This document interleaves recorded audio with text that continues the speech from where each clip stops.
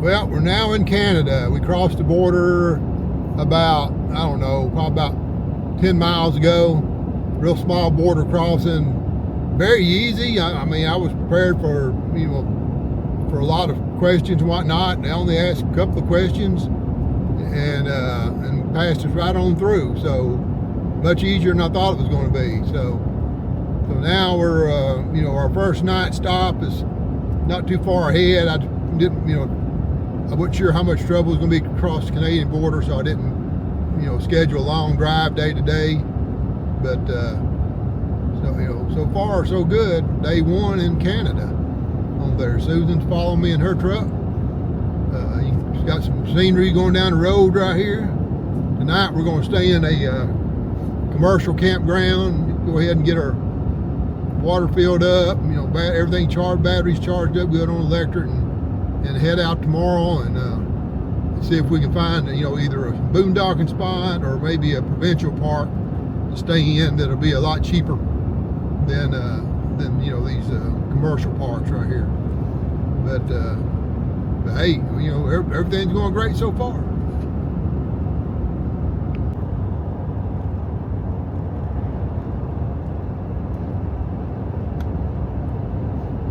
Good thing we didn't come up here yesterday because it was pouring down rain on us yesterday. Today's a good day. Alright, we're headed toward Cranbrook for our first night in Canada.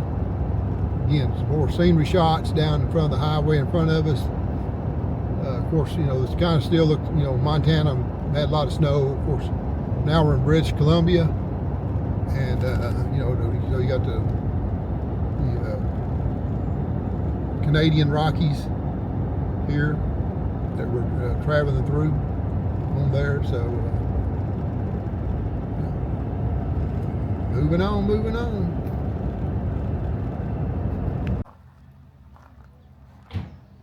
Good morning. We're just finished our first night in Canada.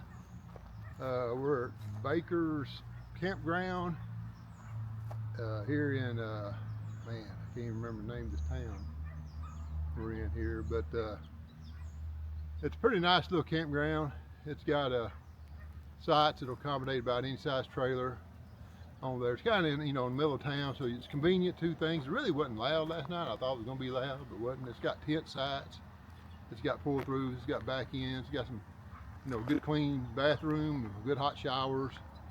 Definitely would stay here again. I think it was like $54 a night.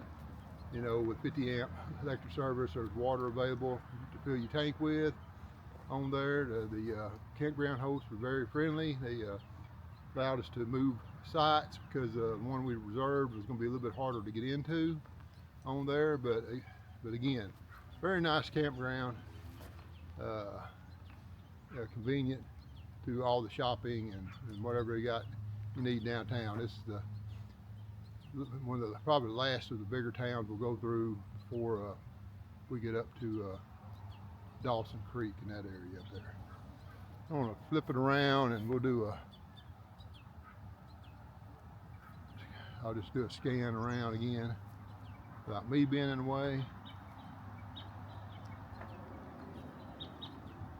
There's some bike campers that came in yesterday.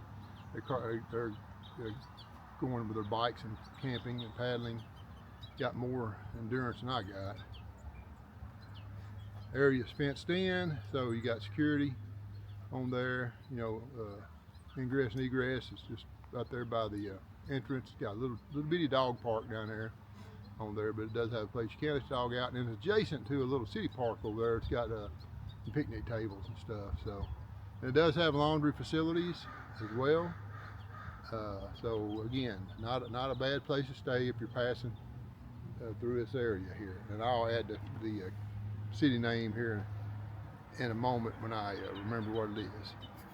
Update: the town is Cranbrook. So we're not too far over the Canadian border today. We're going to make about another 3.5 hours up to Lewis Lake up by Banff National. That's actually in Banff National Park. Spend the night there, and before we start boogieing on down the road.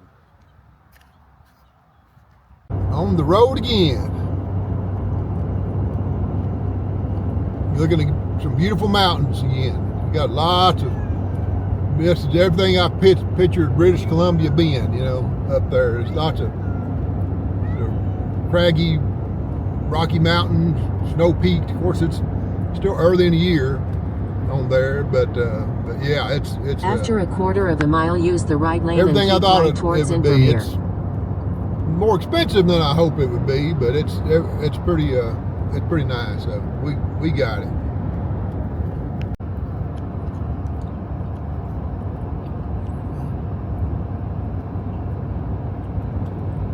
Still going down the highway, heading toward Banff. A few more through the windshield scenery shots on there. I mean, if I stopped everywhere there was great scenery to take pictures of, I'd never get anywhere on here. So we're just rolling on.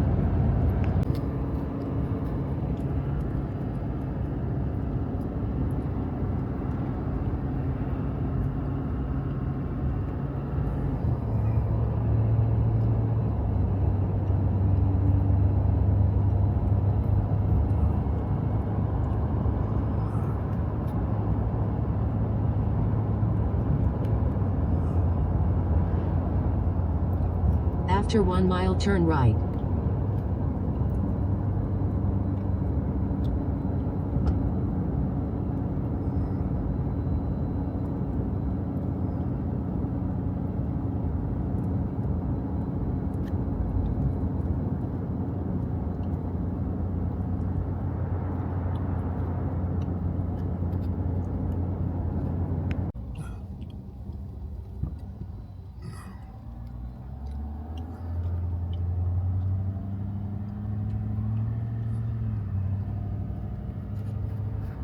Right in town, Radium Springs, bighorn sheep walking down the street. We're in Banff, however you pronounce it, National Park. Just came in through Radium Springs back there. Right by the highway. Yep, heading toward the campground. Steep hills. Again, a lot of scenery.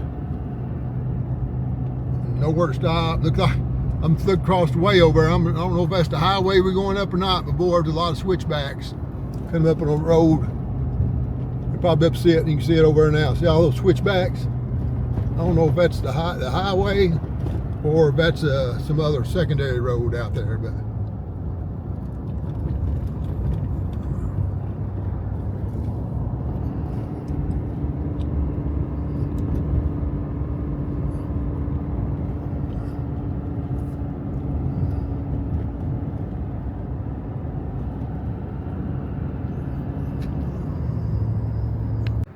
we pulled over at a overlook area here in Banff, or Banff, however you pronounce it, National Park here in Canada.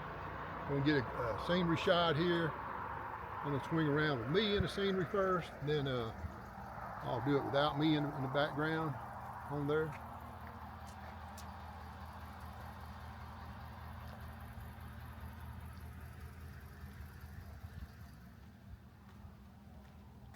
Beautiful area.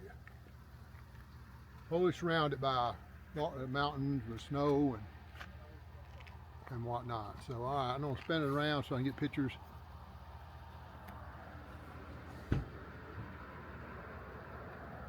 Pan the area here.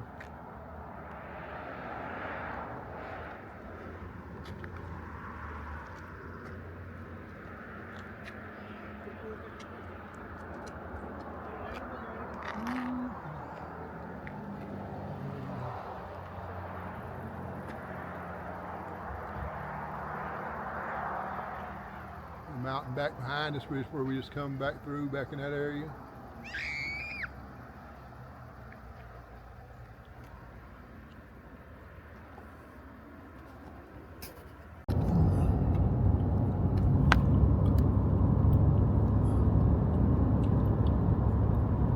Just looking on down the valley from the rest area, not rest area, a little overlook we just pulled off in. Going down into a valley here, again, surrounded by snow-topped mountains. Very pretty.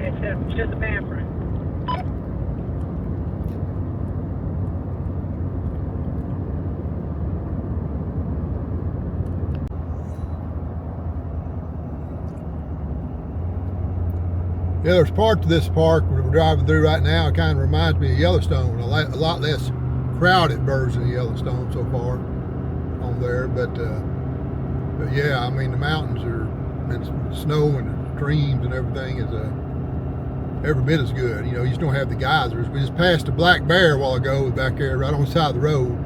I didn't have my camera out, so I couldn't get a picture of it. But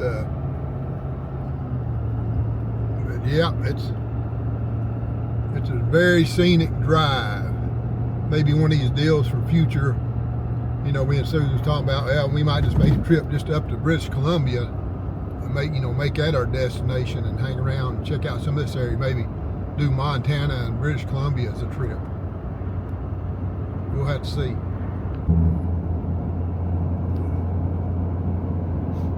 We'll have to see how good I can put these highway shots together, if they're worth even using on there. I might be able to, you know, salvage some out of them. It's not the best thing in the world. You know, I'm sitting here holding the camera in my hand over top of the steering wheel going down the road, but hopefully I'll get a little bit of usable footage out of it on there. There's just so much scenery on here.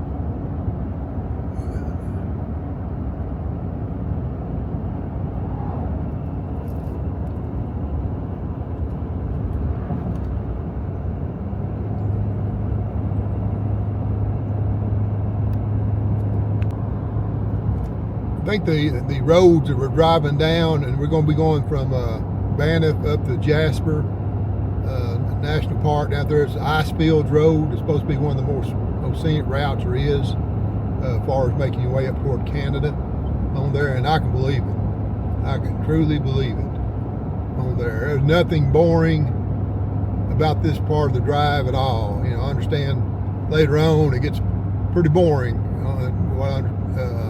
Some of the areas, but this stretch of road through the park here is just too much to look at to get bored.